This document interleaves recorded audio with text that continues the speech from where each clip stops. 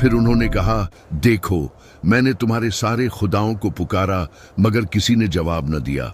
अब तुम लोग मुझसे सवाल करो ताकि मैं अपने रब से दुआ करूं। अस्सलाम वालेकुम एवरीवन, मैं आपका भाई मुबारक। कैसे हैं आप लोग? उम्मीद करता हूँ कि आप लोग एकदम ठीक ठाक होंगे अल्लाह के फजलो करम से। एंड आज का जो हमारा वीडियो का टॉपिक है बहुत ही अमेजिंग और इंटरेस्टिंग होने वाला है, क्योंकि इस वीडियो में हम जानेंगे हज़रत सलेह अलैहिस्सलाम की ज़िंदगी के बारे में। हज़रत सलेह अलैहिस्सलाम की ज़िंदगी में उनके कौमों ने उनको कितना परेशान किया और अल्लाह ताला ने उनको कितनी उम्र में नबी बनाया, और हज़रत सलेह अलैहिस्सलाम की उठनी के साथ उनके कौमों ने क्या ज़ियारती की। तो आज का जो हमारा वीडियो का टॉपिक है रिएक्शन का, इसी के ऊपर है। तो वीडियो में आगे बढ़ने से पहले मेरी एक छोटी सी रिक्वेस्ट है कि आप अगर मेरे चैनल पे नए हैं तो चैनल को सब्सक्राइब कर लीजिए, ताकि हम कोई भी प्रॉफिट सीरीज़ अपलोड करें तो वो आप तक पहुँचे। तो बिना टाइम वेस्ट किए हम वीडियो को करते हैं स्टार्ट। गो। समूद की कौम के लोग 70 बुतों की पूजा करते थे। जब वो लोग बहुत ज्यादा गुमराह हो गए तो अल्लाह ने 16 साल के एक लड़के को नबी बनाकर उनकी तरफ भेजा। ये लड़का और कोई नहीं बल्कि नबी सालेह अलैहिस्सलाम थे। उन्होंने अपनी कौम को अल्लाह के दीन की दावत देना शुरू की। इन पत्थर के खुदाओं को छोड़ो। लेकिन वो लोग नहीं माने। इसी तरह कई साल गुजर गए और बहुत थोड़े से लोग ही ईमान लाए। एक दिन सालेह अलैहिस्सलाम ने कहा कि ऐ लोगों, आज इस बात का फैसला कर ही लेते हैं कि तुम्हारे खुदा सच्चे हैं या मेरा खुदा सच्चा है। मैं तुम्हारे सामने दो बातें रखता हूँ। या तो तुम मुझसे कोई ख्वाहिश करो और मैं अपने रब से दुआ करके तुम्हारी वो ख्वाहिश पूरी करूंगा, या फिर मैं तुम्हारे इन बुतों से सवाल करूंगा। अगर वो मेरे सवाल का जवाब देंगे तो तुम उनकी इबादत करते रहना और मैं तुम्हें छोड़कर चला जाऊंगा, क्योंकि मैं तुमसे नाराज हूं और तुम लोग मुझे पसंद नहीं करते। उन लोगों ने कहा, ठीक है, तुमने इंसाफ की बात की है। फिर वो लोग अपने सारे बुत लेकर खुले मैदान में जमा हुए और हजरत सालेह से कहा कि हमारे खुदाओं से सवाल करो। हजरत सालेह सबसे बड़े बुत के पास गए और उन लोगों से उसका नाम पूछा।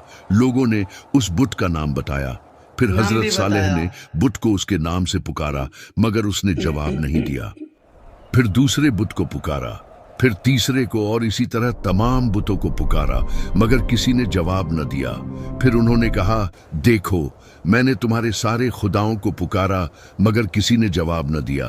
अब तुम लोग मुझसे सवाल करो ताकि मैं अपने रब से दुआ करूं, वो तुम्हारी बात कबूल करेगा। फिर उन लोगों ने खुद अपने बुतों को पुकार कर कहा कि ऐ हमारे खुदाओं, तुमने सालेह का जवाब क्यों नहीं दिया? लेकिन वो फिर भी नहीं बोले। उन्होंने सालेह से कहा कि तुम कुछ देर के लिए हमें अकेला छोड़ दो, हम अपने बुतों से अकेले में बात करना चाहते हैं। ये सुनकर सालेह अलैहिस्सलाम कुछ देर के लिए वहां से चले गए। फिर वो लोग उन बुतों के सामने गिर पड़े और कहने लगे कि आज अगर तुमने सालेह को जवाब न दिया तो हमारी इज्जत खराब हो जाएगी। फिर उन्होंने सालेह को दोबारा बुलाया और कहा, अब इनसे सवाल करो, ये जरूर जवाब देंगे।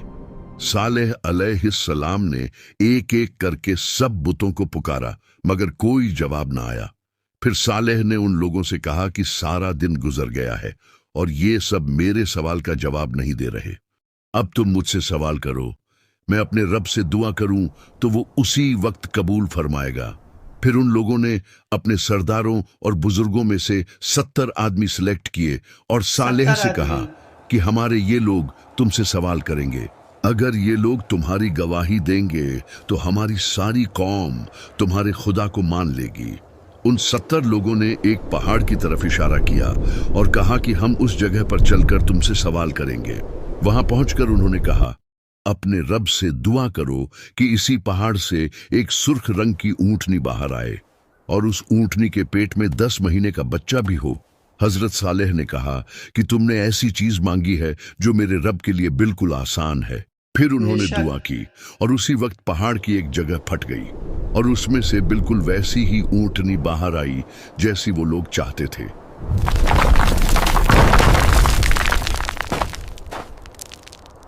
लोगों ने जब ये अजीब मंजर देखा तो कहने लगे कि तुम्हारे रब ने इतनी जल्दी तुम्हारी दुआ कबूल कर ली। हजरत सालेह ने उनसे पूछा, क्या तुम्हें अब भी कुछ शक है? उन 70 लोगों ने कहा, नहीं।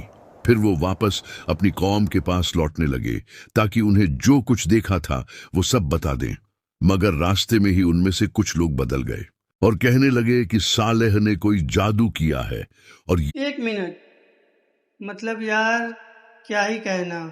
जब सालेह अलैहिस्सलाम ने अल्लाह से दुआ किया और जब उठनी बाहर आ गई, फिर भी इनमें से कुछ लोग ऐसे हैं जो उनको जादूगर कहते हैं। वीडियो को और आगे देखते हैं।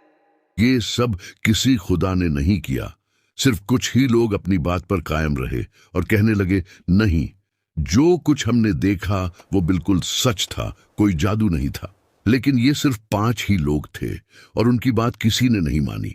70 में से बाकी सब ने जाकर कौम के लोगों को कहा कि सालेह ने कोई जादू किया है, ये किसी खुदा ने नहीं किया, तुम सब अपने बुतों को पूजते रहो। इस तरह वो लोग इतनी बड़ी निशानी के बावजूद भी सालेह अलैहिस्सलाम पर ईमान न लाए। फिर अल्लाह ने सालेह को हुक्म दिया और कहा, इन लोगों से कह दो कि ये ऊँटनी तुम्हारे दरमियान ही रहेगी और कुएं का पानी एक दिन तुम लोग इस्तेमाल करोगे और एक दिन ये ऊँटनी पिएगी। जिस दिन ऊँटनी पिएगी उस दिन तुम लोग पानी के पास नहीं जाओगे और उस दिन ऊँटनी का दूध पियोगे और वो दूध इतना होगा कि तुम्हारी पूरी कौम के लिए काफी होगा। पूरी की पूरी उस कौम ऊँटनी का पिएगी। बच्चा भी पैदा हुआ और वो आजाद घूमती रहती। इस तरह एक दिन वो लोग खुद पानी इस्तेमाल करते और दूसरे दिन ऊँटनी पानी पीने के लिए आती और उस दिन वो लोग ऊँटनी का दूध निकालते। वो दूध इतना ज्यादा होता कि उस कौम का हर छोटा बड़ा पीता। इस तरह कई दिन गुजर गए। फिर उन लोगों ने आपस में मशवरा किया और कहने लगे, हम लोग इस बात पर राजी नहीं हैं कि एक पूरा दिन ऊँटनी पानी पिए और हम अपनी बारी के लिए अगले दिन का इंतजार करें। उन्होंने इस ऊँटनी को मारने की प्लानिंग की और 7 लोगों को सिलेक्ट किया। अगले दिन जब वो ऊँटनी पानी पीने के लिए आई तो उन 7 लोगों ने उस पर हमला कर दिया और उसे मार डाला।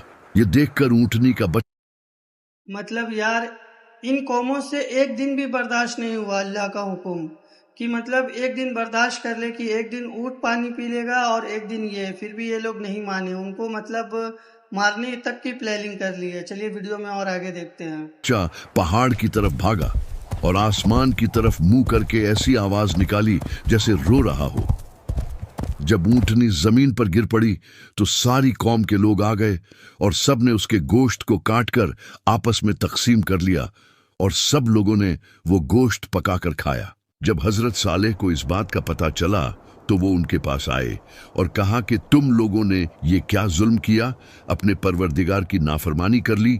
उसी वक्त अल्लाह ने हजरत सालेह को वही फरमाई और कहा, तुम्हारी कौम ने बगावत और सरकशी की है और ऊँटनी को मार डाला।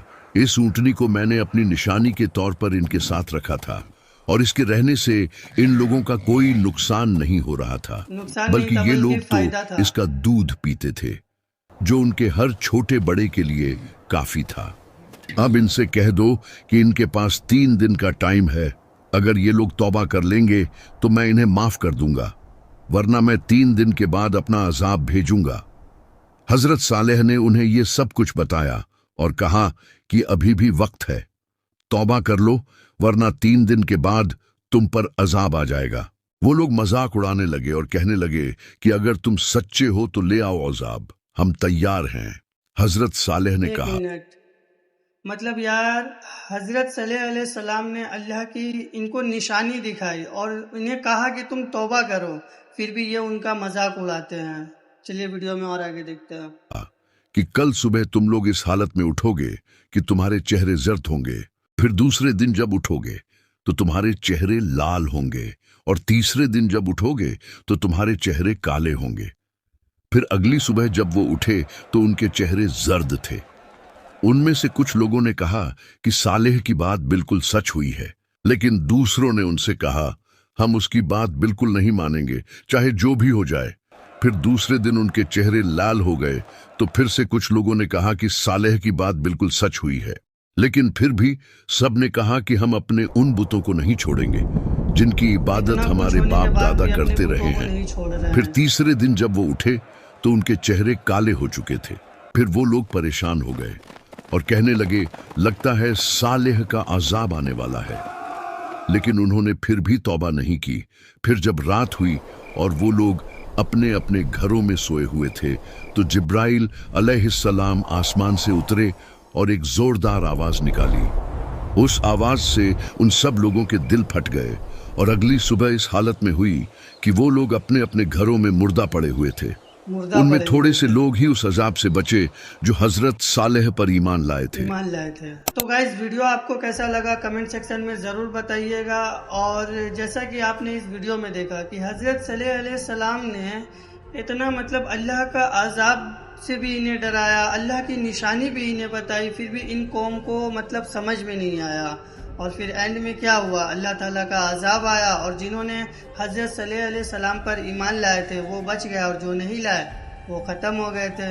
तो ऐसे ही प्रॉफिट सीरीज़ के लिए हमारे चैनल को सब्सक्राइब कर लीजिए ताकि हम कोई भी प्रॉफिट सीरीज़ अपलोड करें तो वो आप तक पहुंच जाए। तो मिलते हैं किसी नेक्स्ट टॉपिक में, तब तक के लिए अल्लाह हाफिज़।